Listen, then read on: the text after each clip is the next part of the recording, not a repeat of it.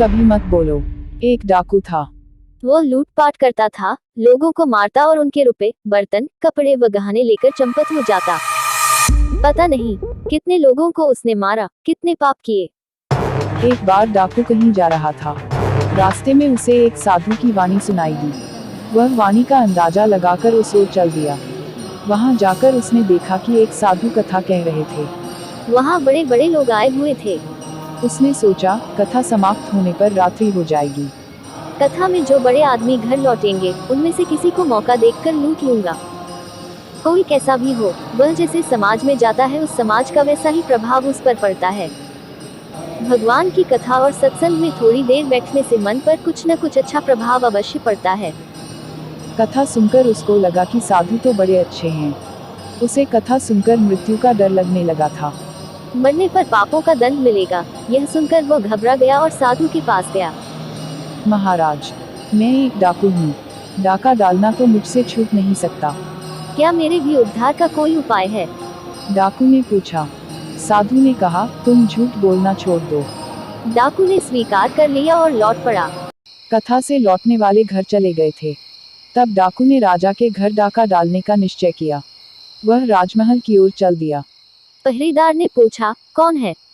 उसने कहा, मैं एक डाकू हूँ, क्योंकि डाकू ने झूठ बोलना छोड़ दिया था। पहरेदार ने समझा कि कोई राजमहल का आदमी है, लेकिन जवाब पाकर पहरेदार डर सा गया। उसने रास्ता छोड़ दिया और कहा, भाई मैं पूछ ही तो रहा था, नाराज क्यों होते हो, जाओ। वह भीतर चला गया और बहुत बड़ा संदूक सिर पर लेकर निकला। पहरेदार ने पूछा, क्या ले जा रहे हो? डाकू ने कहा, आभूषणों का संदूक। पहरेदार ने फिर पूछा, किससे पूछकर ले जा रहे हो? डाकू को झूठ तो बोलना नहीं था, क्योंकि उसने सत्य बोलने का प्रभाव भी देख लिया था। वह जानता था कि पहरेदार ने उसे राजमहल में भीतर जाने दिया। वह भी सत्य का प्रभाव था। नहीं तो पहरेदार उसे भीतर ही क्यों जाने देता। डाकू के मन में उस दिन से साधु के लिए बड़ी श्रद्धा हो गई थी। उसका डर एकदम चला गया था। वह सोच रहा था कि यदि इतना धन लेकर मैं निकल गया और पकड़ा न गया तो फिर आगे कभी डाका नहीं डालूंगा। उसे अब अपना डाका डालने का काम अच्छा नहीं लगता था।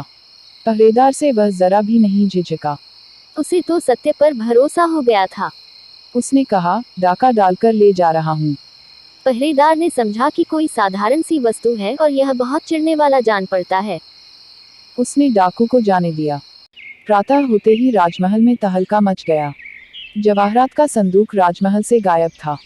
पहरेदार से पता करने पर मालूम पड़ा कि वह तो डाकू लेकर गया है। इतना सुनते ही राजा ने अपने सैनिकों से डाकू को ढूंढकर लाने के लिए कहा। आखिरकार सैनिक डाकू को पकड़ ही लाए। डाकू को राजा के समक्ष दरबार में पेश किया गया। राजा ने डाकू से पूछा, क्या तुमने जवाहरात का संदूक चुराया है? डाकू ने जवाब दिया, हाँ महाराज, मैंने ही संदूक चुराया है। डाकू के सत्य बोलने से राजा बहुत प्रसन्न हुआ। उसने अपने महल का प्रधान रक्षक बना दिया। अब डाकू को रुपयों के लिए डकैती डालने की आवश्यकता नहीं रही। उसने सबसे बड़ा पाप असत्य छोड़ा, तो दूसरे पाप अपने आप छूट गए।